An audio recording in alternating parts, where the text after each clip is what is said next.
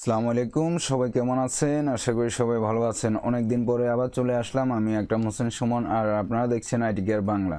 আজকে আমি আপনাদেরকে কিছু ফার্মের আপডেট দেখাবো যেগুলো আমার হাতে তৈরি। আর আমার দেশের বাড়ি হচ্ছে নোয়াখালী মাইজদি। আমার হাত ধরে বেশ কিছু ফার্ম হয় আমার নোয়াখালী এবং নোয়াখালীর বাইরে, এবং আমার তত্ত্বাবধানে সেগুলো হয়। তো আজকে আমি আপনাদেরকে দেখাবো হচ্ছে নোয়াখালী লক্ষ্মীপুরে একটা বায়োফ্লকের আপডেট, আর একটা দেখাবো হচ্ছে আপনাকে নোয়াখালী বসুরহাট, কোম্পানিগঞ্জ বসুরহাট। সেখানে যে ভিডিওগুলো আগে দেখেছেন, তো তাদের মাছের কি অবস্থা দেখবেন না, মাছ কি আছে না মাছ চলে গেছে। সবাই বিভিন্ন জায়গায় কমেন্ট করেন যে প্রথমে দেখায় এরপরে আর দেখায় না। তো আপনাদেরকে একটু একটু করে দেখাতে চাচ্ছি আর কি। আর প্রথমে কিছু কথা বলে নিই, সেটি হচ্ছে আমার ফার্মে যে মাছগুলো ছিল সেগুলো আমি সবই বিক্রি করি, কিন্তু আমি কোনো আপডেট দিতে পারি নাই। সবই বলতে কিছু মাছ আছে, 90% মাছ বিক্রি করে দিই। দিতে পারি না এই কারণে আমি আসলে পারিবারিক কিছু কাজে আমি খুবই ব্যস্ত, যার কারণে আমি কোনো ভিডিও দিতে পারি নাই। আপডেট কিভাবে দেব? এবং আমি যখন মাছগুলো ধরি একসাথে ধরি না, আমি মাছগুলো বিক্রি করি এলাকায়। এবং কেন করি আপনারা খুব ভালো একটা ইনফরমেশন পাবেন। আপনারা অনেকে বলে থাকেন যে মাছের দাম অনেক কম, তেলাপিয়া ভিয়েতনামি কই 70 টাকা 80 টাকা 75 টাকা কেজি বিক্রি করতে হচ্ছে, লাভ হচ্ছে না। এই সেই বিভিন্ন ফেসবুক গ্রুপে, তারপরে বিভিন্ন চ্যানেলে শুনি, এবং আমি অনেকের পোস্টের নিচে কমেন্টস করেছি যে আপনারা ভুল করেছেন, আপনারা এইভাবে বাজারে মাছ নিয়ে গেলে আপনারা লাভবান হতে পারবেন না। তার প্রমাণ আমি আজকে আপনাদেরকে দেব যে আপনারা কিভাবে করলে লাভবান হবেন। আপনারা কখনোই বাজারে মাছ নেবেন না, আমি যেভাবে করেছি আপনারা তাহলে শুনুন। আমার এখানে যে ভিয়েতনামি কইগুলো ছিল, 2.5 মাসে আমি একটা বিক্রি দিই। 2.5 মাসে আমি কত 25 কেজির মতো বিক্রি করি। আর আমরা বেশ কিছু মাছ খাই আমার প্রজেক্ট থেকে, এবং মাছগুলো খুবই সুস্বাদু। আসলে এটা বায়োফ্লককে একটু করার জন্য বলতেছি না যে সবাই করুক, বা বায়োফ্লকের মাছ কেনার জন্য না। সত্যি আপনি একবার খেয়ে দেখেন, বায়োফ্লকের মাছ খুবই সুস্বাদু। যেমন আমরা ছোটবেলায় পুকুর বা ক্ষেত খামারের যে কই মাছ খাইতাম, যে যেরকম একটা স্বাদ পাইতাম, একদম সেম স্বাদ আমার এই বায়োফ্লকের ভিয়েতনামি কই মাছে। কিন্তু আমি এর আগে বাজার থেকে কিনে এনে খাই, সেগুলোতে একটু খেতে যে আপনার ঘাস বা এই জাতীয় একটা গন্ধ পাই। কিন্তু আমার এগুলো দেশি মাছের চেয়েও বেশি স্বাদ ছিল। যাই হোক, তো আমার মাছগুলো আমি বিক্রি করি 150 টাকা 140 টাকা, এবং ছোটগুলো 130 টাকা সর্বনিম্ন। এবং যতজন আমার মাছ একবার নিয়েছে সবাই আবার আমার বাড়ি পর্যন্ত চলে আসছে মাছ আছে কিনা। এর কারণ হচ্ছে মাছগুলো খুবই সুস্বাদু। এখন আর আমার যে এখানে সরপুটি তো তেমন একটা বড় হতো না, এবং খুব খাবার খাইতো, যার কারণে আমি সরপুটিগুলো সব ধরে ফেলি, বিক্রি করি 3.5 মাস। অর্থাৎ আমি 2.5 মাসে এক বিক্রি দিই, এরপরে 3 মাসের সময় কিছু বিক্রি করি, আবার 3.5 মাসে ফাইনাল পুরো পানি শুকিয়ে আমি এখান থেকে সরপুটি সব বিক্রি করে দিই। বড় বড় শিং মাগুর যেগুলো সেগুলো বিক্রি করে দিই, এবং ভিয়েতনামি কই বিক্রি করে দিই। আর ছোট শিং বা ছোট টাইপের যেগুলো কই মাছ ছিল, আমার ছোট একটা ট্যাঙ্ক ছিল 5,000 লিটার, সেখানে আমি ছোট যে মাছগুলো সেগুলো রেখে দিই, যেমন শিং কই এগুলো, এবং সেখান থেকে আমরা ধরে ধরে খাচ্ছি। আর শিং মাছ কিছু বিক্রি করি এলাকায়, সেগুলো 300 টাকা 350 টাকা এরকম বিক্রি করি। তবে কই মাছ কেউ শুনলে বিশ্বাস করে না যে 150 টাকা করে আমি এলাকায় কই মাছ বিক্রি করেছি। আসলে বাজারে যখন আমরা মাছ নিয়ে যাই, বাজারে নিলে শতকরা 10 টাকা ওনারা এই যে বাজারের যে ট্যাক্স সেটা নেয় আর কি, অর্থাৎ 1,000-100 টাকা নিয়ে নেয়। এখন আপনি চিন্তা করুন, আপনি যদি 10,000 টাকার মাছ বিক্রি করেন, সে 1,000 টাকা নিয়ে যাচ্ছে। 50,000 টাকার মাছ বিক্রি করলে সে 5,000 টাকা নিয়ে যাচ্ছে। এই হচ্ছে এক সমস্যা। দ্বিতীয় সমস্যা হচ্ছে এখন বিভিন্ন দিকে এই যে পুকুর বা বিভিন্ন কিছু সেচ দিয়েছে, এই যে গত 1-1.5 মাস ধরে অনেক মাছ, এবং সাগরে অনেক মাছ উঠতো বাজারে, যার কারণে বাজারে মাছের দাম অনেক কম ছিল। যাই হোক, আরও নানান সমস্যা। আমি বাজারে মাছ নেওয়ার পক্ষে না। এখন থেকে আমি এলাকায় বিক্রি করবো। আর যাদের অনেক মাছ হয়তো ওনারা সেভাবে পারবেন না। এলাকায় আপনার যেখানে 2-4-5-10টা দোকান আছে, অর্থাৎ বড় সড়ো কোনো বাজার না, অর্থাৎ কোনো ডাক উঠে বা আড়ত এই ধরনের কিছু নেই, কিন্তু বাজারের মতো একটা দেখা গেছে একটা গ্রামের মানুষ সেখানে উঠে, বা একটা মহল্লার মানুষ জড়ো হয়, সেখানে আপনি 50 কেজি 100 কেজি করে মাছ নিয়ে যান বলতে হয়তো আপনি নেবেন না, ছোট একটা ছেলে, এলাকার কত ছেলে পেলে থাকে, একজনকে দিয়ে দিলেন, আর সাথে আপনার যে ডিজিটাল পাল্লাটা সেটা দিয়ে দিলেন। সেখানে একদম জ্যান্ত মাছ ধরে ধরে বিক্রি করবে, এবং যে একবার নেবে বায়োফ্লকের মাছ সে আবার নেবে। আমরা বিক্রি করতে গেলে মাছের দাম হয় কম, কিন্তু আমরা যখন খুচরা কিনতে যাই তখন মাছের দাম আবার বেশি।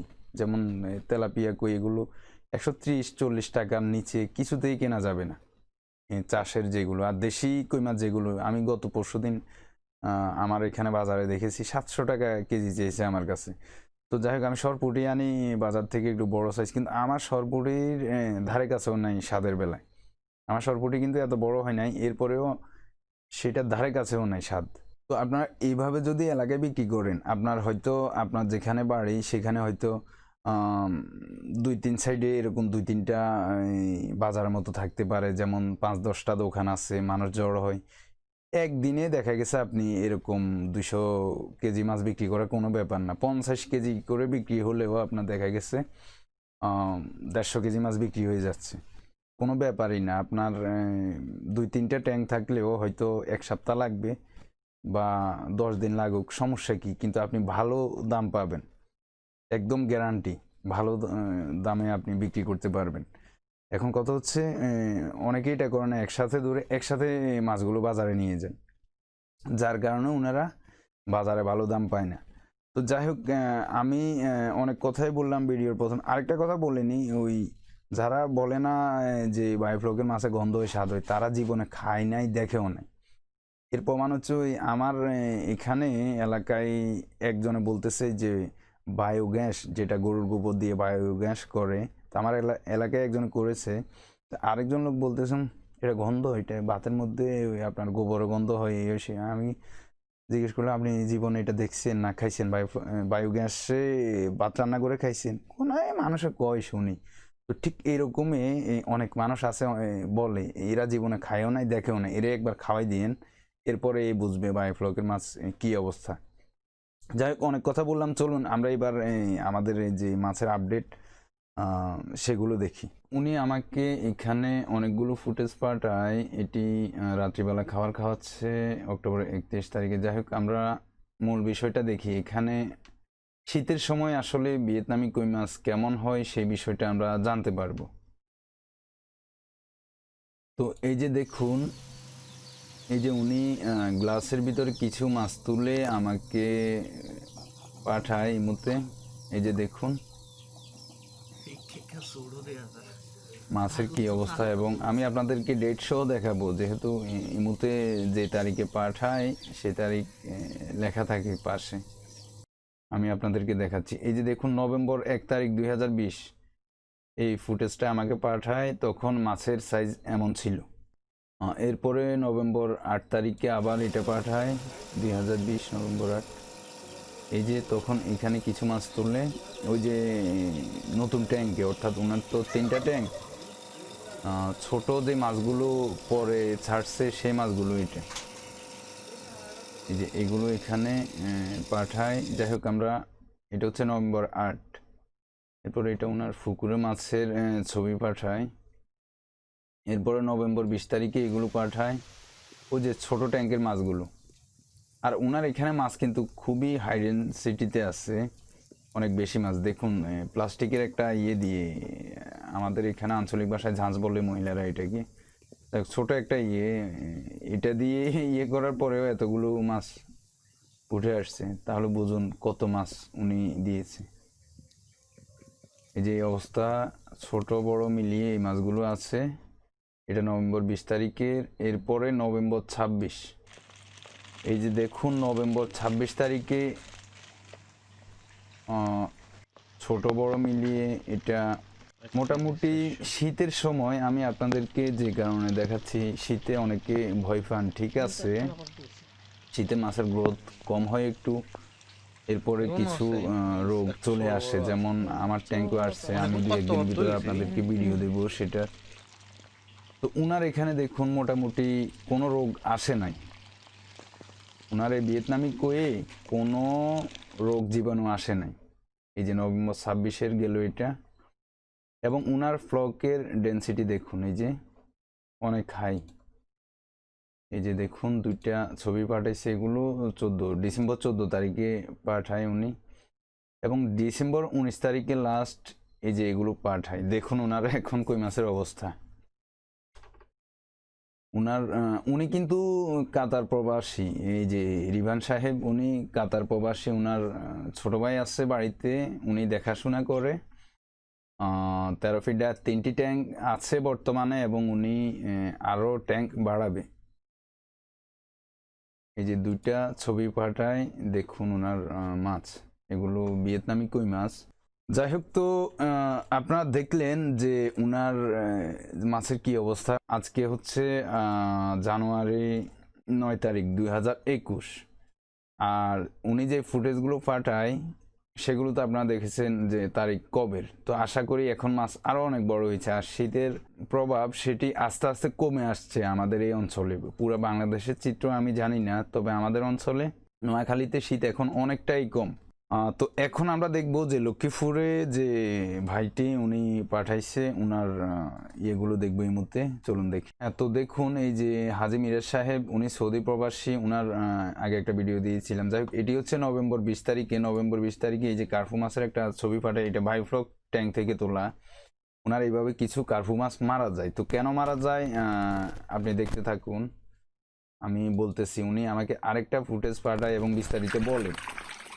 এই যে দেখুন ওনার এখানে উনি এই যে একটা বোতলের সাথে খাবার বানিয়ে, উনি যে কী কী আইটেম দিয়ে খাবার বানিয়ে এইভাবে দিয়েছেন।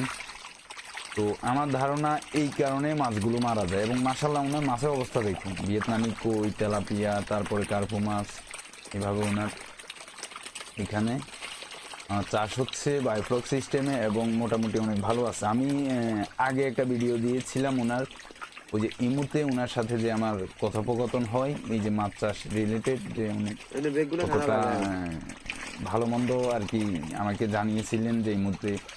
আর ওনার এই সেট আপটাও আমার মাধ্যমে হয়ে থাকে, এবং কীভাবে কী করবে সবগুলো আমি যতটুকু জানি সেই হিসাবে আমি ওনাকে সহযোগিতা করেছি, এবং দেশে ওনার বৃদ্ধ বাবা উনি করতেছে। তো যাই হোক, এই যে এখানে যে আটা, ময়দা বা আরও বিভিন্ন ধরনের খৈল, বিভিন্ন কিছু মিক্স করে উনি বোতলের সাথে লাগিয়ে এভাবে খাওয়াচ্ছে। কিন্তু এখানে মাছের যে একটা এই খাওয়ার যে একটা প্রতিযোগিতা, এখানে কিন্তু অনেক এখান থেকে নিচে পড়ে যাচ্ছে বা পানিতে মিশে যাচ্ছে।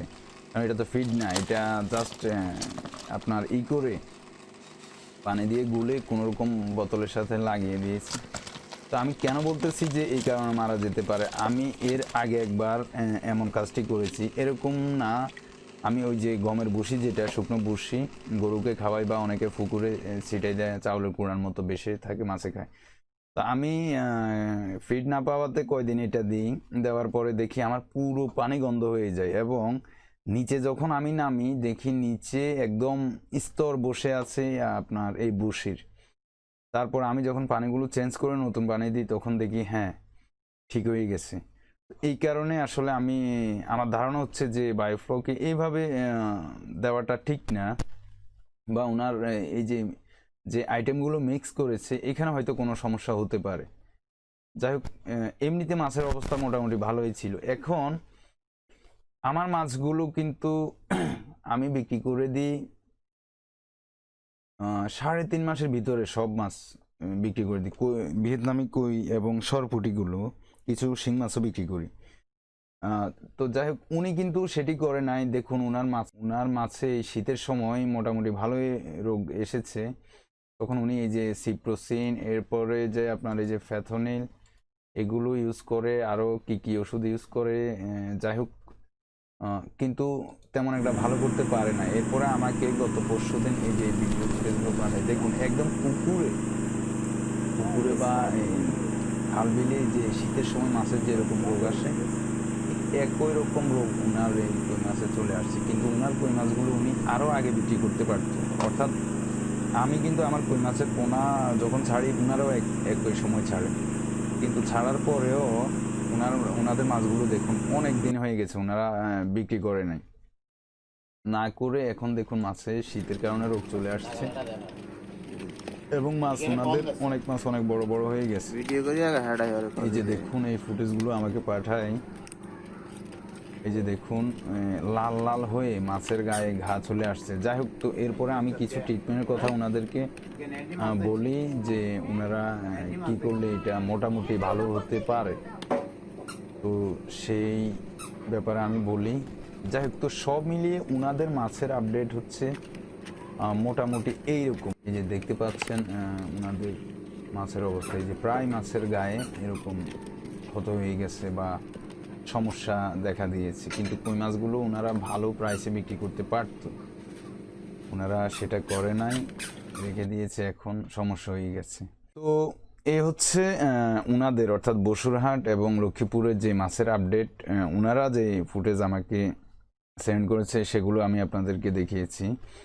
তো এখন যেটি বলতে চাচ্ছি সেটি হচ্ছে শীতের সময় অনেকে মাছ চাষ করতে চান না, কারণ মাছে মোটামুটি কিছু না কিছু সমস্যা হয়, গ্রোথ হয় না, খাবার খায় না বা রোগ হয়, কিন্তু এটা যে একদম ঢালাওভাবে বলে সেটাও ঠিক না।